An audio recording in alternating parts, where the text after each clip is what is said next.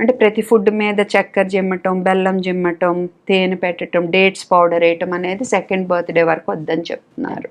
Okay. And salty foods, salt అనేది first birthday వరకు వద్దు.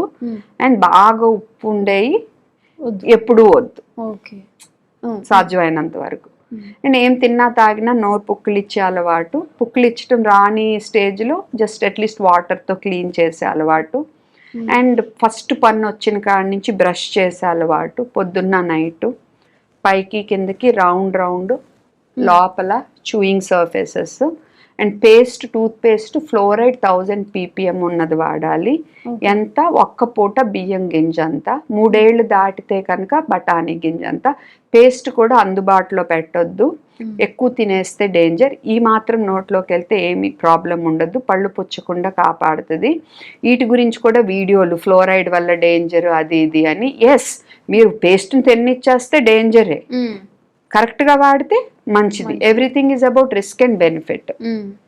సో ఇది నేను చెప్పదలుచుకుంది.